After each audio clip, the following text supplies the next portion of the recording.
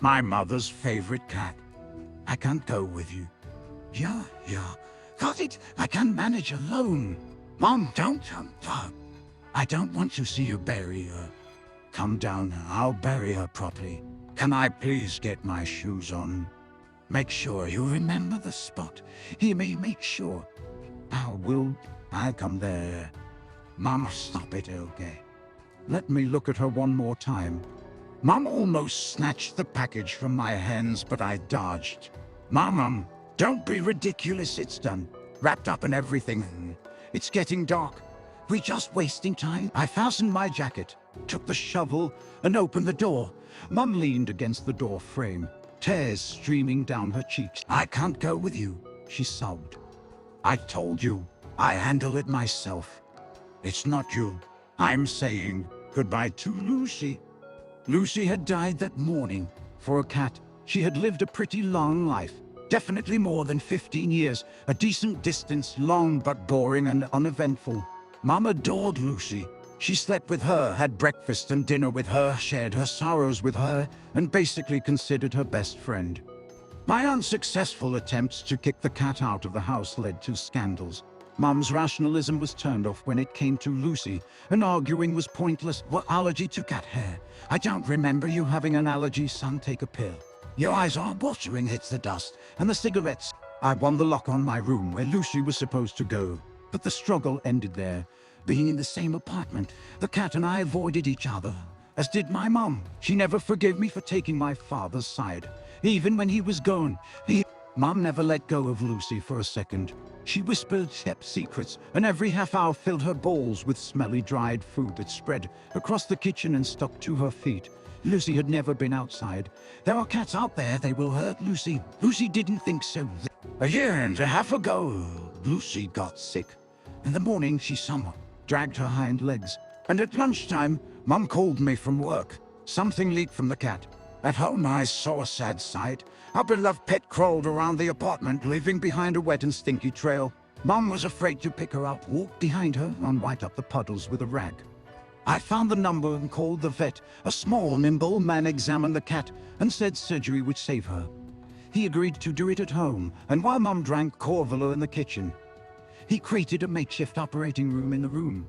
I volunteered to be the assistant. The vet laid Lucy on a disposable tarp and gave her an injection. She weakly resisted and quickly fell asleep. It was like playing mother-daughter.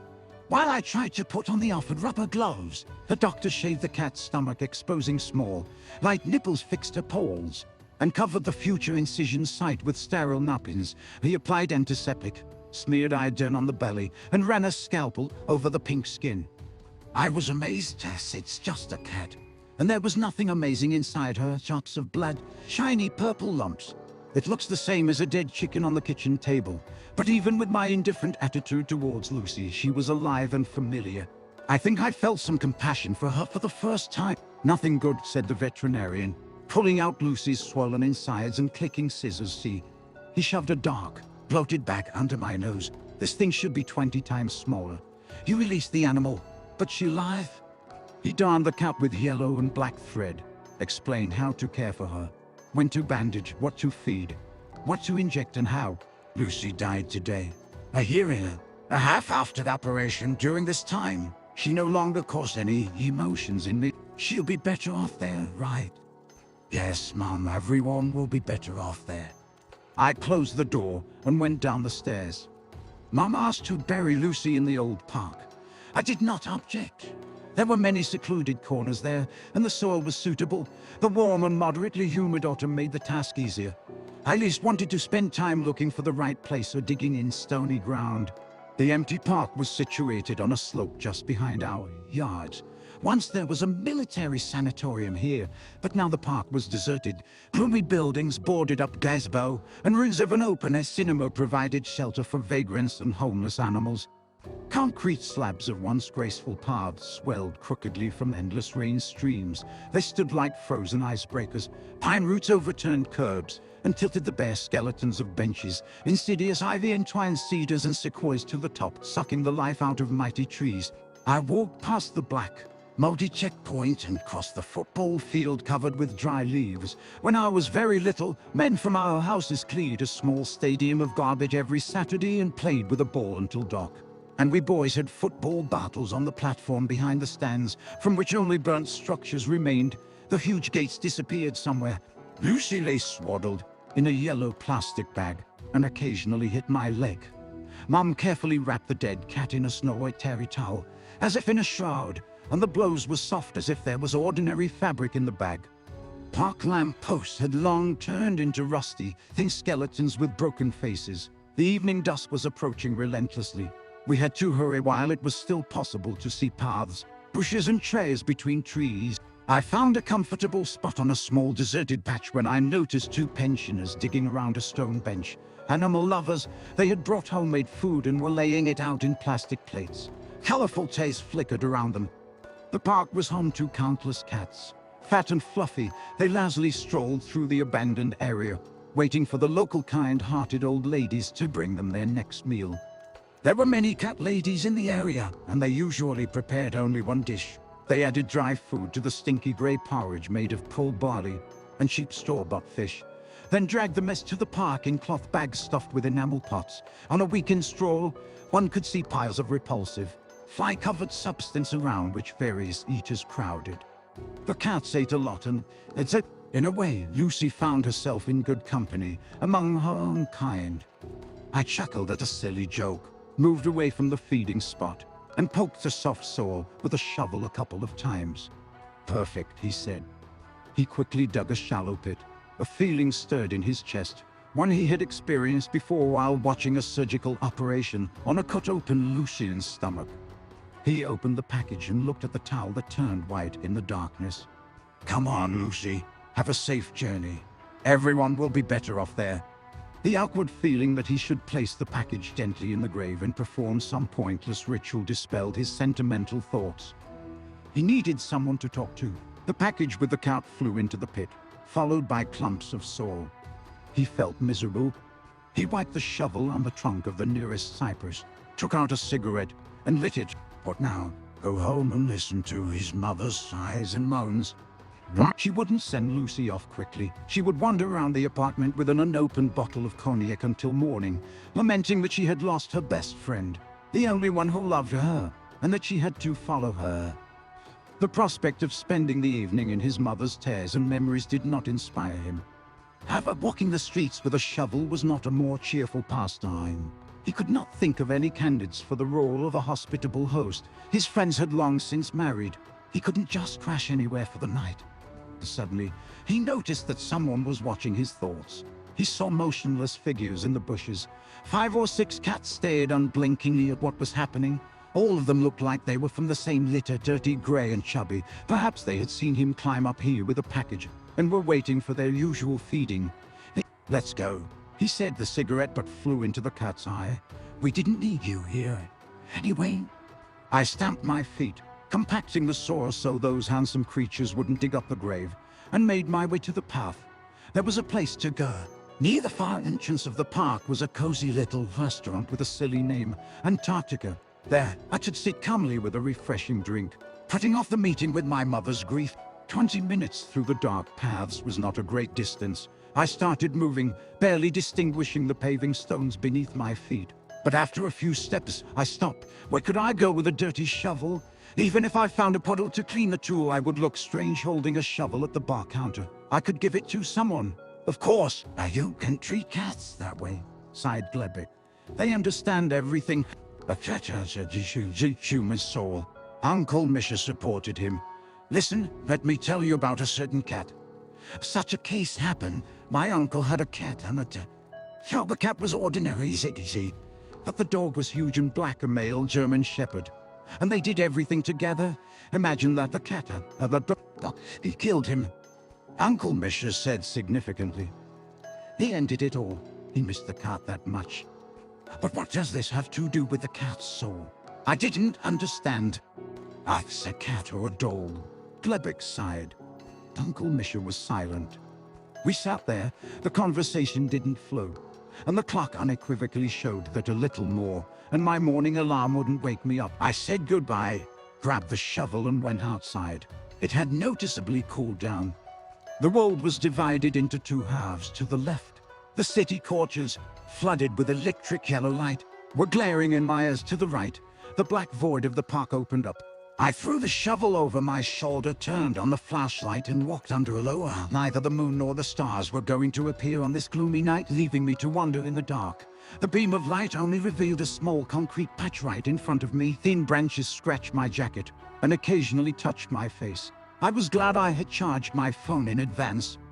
Under my feet, the sand rustled, brought from who knows where by the wind. The space around me was silent. Not a single sound could be heard from beneath the black foliage. The boundaries of the park were far behind, and I felt uneasy. A sudden rustle shook me like a mild electric shock. I startled and looked back. The visible meters of the path were empty. I made a menacing whine and quickly walked on. The rustling repeated. Something brushed against my pants from behind. I turned and ran a beam of light through the bushes. A grey shadow twitched on the left behind the branches and retreated. I raised my hand high to avoid the leaves and noticed a fleeting cat's back. Are we walking alone? I recognized recent viewers. They must have gone far, or were they different cats? Had the park been flooded only with grey ones? I walked a couple of 100 meters, trying to ignore the frequent rustling. It seemed that the animals were following me, counting on a treat. I almost distracted myself from the cat's fuss when a quiet hiss sounded between the rustling. The barely perceptible insistent sound balanced on the brink of audibility for a second, then instantly turned into a piercing whistle, and abruptly stopped. A pang of panic shook something fragile inside me. I flinched. The hiss, vicious like a stream of gas from a cylinder, repeated, and I almost ran headlong. The pressure was literally pushing me from behind. It tugged at the strings of my animal gut and drove me away from the unknown source of the sound. Great, as if I didn't have enough to be afraid of with the cats. I spat in a noise, but I noticed that I was increasing my pace considerably. Streams ran through my palms and thighs. Darkness and weird sounds filled my imagination with signals of unknown dangers. The hiss sounded very close. I turned around, directed the beam into the bushes, and caught a strange figure for a second.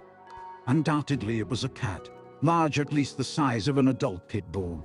He stood on his hind legs, leaning forward heavily and pulling his front legs close to his chest. His long tail stuck out horizontally in contrast to his body. The grey fur tightly hugged his body and looked wet. For a split second, the cat swayed as if about to jump, but then disappeared into the foliage, stepping widely with powerful, long legs as if through invisible obstacles. The unnaturally elongated muzzle resembled that of a cat, albeit distantly. I was stunned and turned around several times, almost losing my direction. The park bushes seemed to have hidden together with the unusual animal. The motionless branches interlaced before my eyes, hindering me from focusing my gaze. All sorts of things can play tricks on the mind. I caught my breath, called myself an indecent word for courage, and holding the shovel more comfortably moved on, and a sharp hiss repeated itself. Now it wasn't just coming from behind. They were hissing to the right and left too. Judging by the sound, there were many animals and they were moving actively. Before I could even estimate how many great creatures were raging around me, a searing pain shot through my right shin. It felt as if someone had driven a well-sharpened pencil under my skin and pulled it out with the meat. Unable to hold back my scream, I dropped the shovel and grabbed my leg. How sticky moisture this is in my palm. My fingers touched the rough edges of the tear. I screamed again, this time out of anger. Damn bastards! The grotesque figures recoiled from the light and stepped back.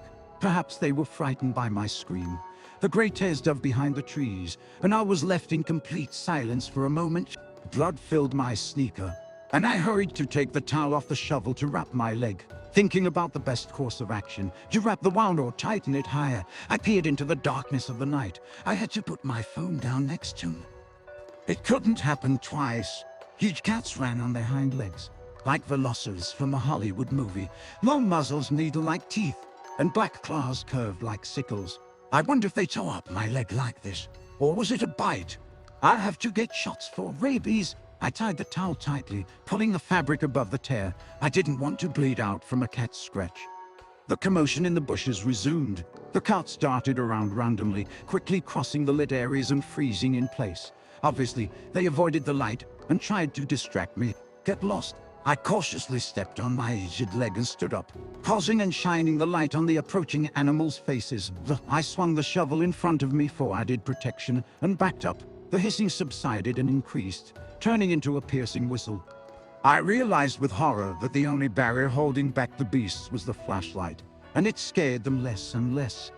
As if in response to my anxious thoughts, a bright glow spilled from behind the trees.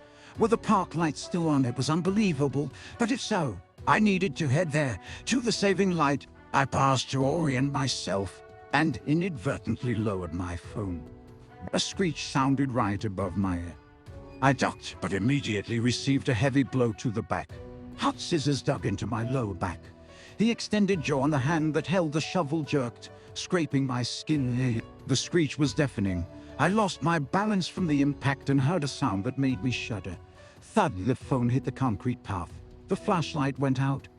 A flame ignited in the pit of my stomach, just like before below the knee.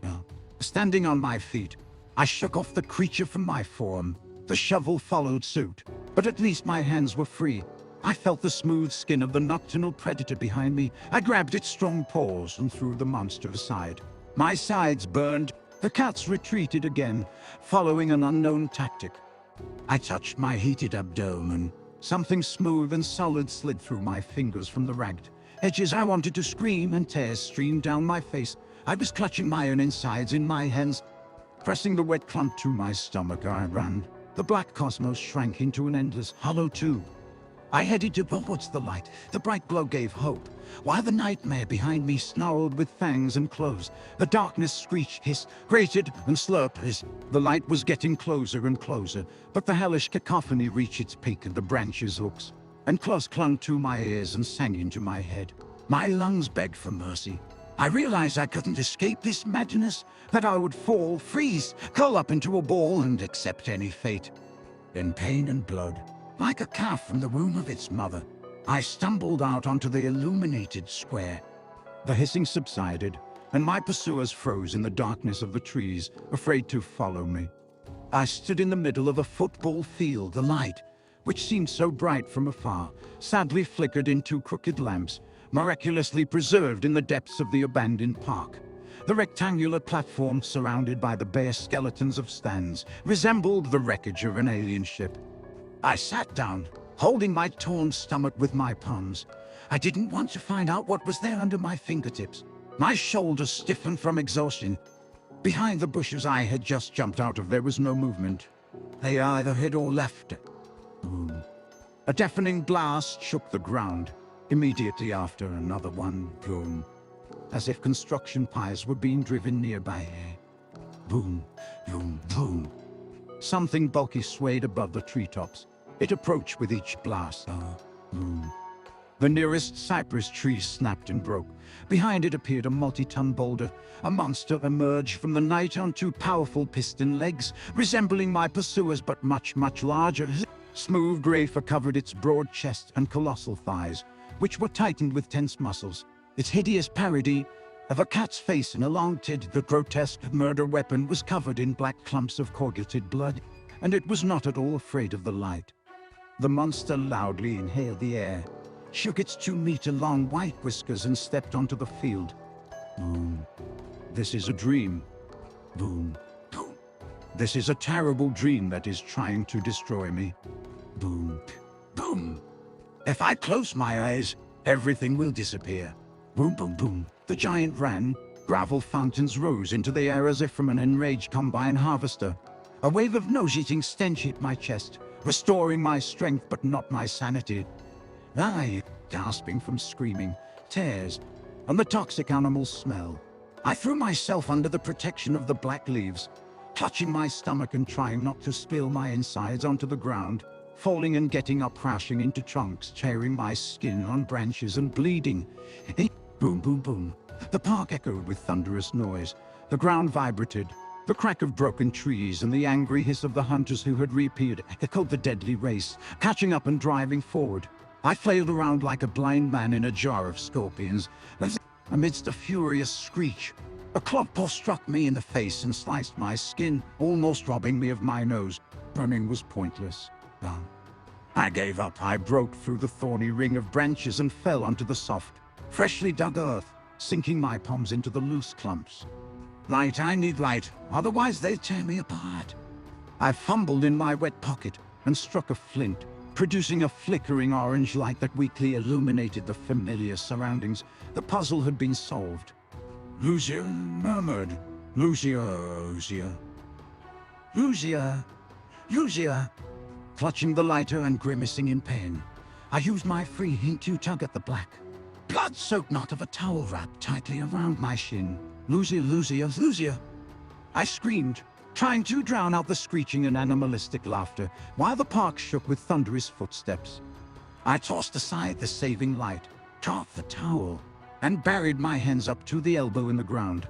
I shoved the blood-soaked rag back where it belonged through the clay, stones, filth, and worms where it belonged at the bottom of the cat's grave. Lucia, I whispered, then fell silent. It was quiet all around me. I seemed to have gone deaf, but the rustling of leaves brought the sounds of the world back. Somewhere far away, firecrackers went off and a dog barked. I crawled towards the nearest tree, leaving behind a sticky trail. How much had spilled out of me? My eyes were crusted shut. My bitten lips stung. I was drowning, sinking into dreams, melting into magical bliss. Lucia, forgive me. I remember everything. I remember how you lay at my feet when I was a schoolboy, tossing and turning with pneumonia. I remember how you were there when I treated my unhealing wounds after the accident. How you quietly entered the room when I drank for weeks after my father's death. How you sat between us when I screamed at my mother. I'm sorry, Lucia. I remember everything. I would remember more. I just really want to sleep. Have a good journey.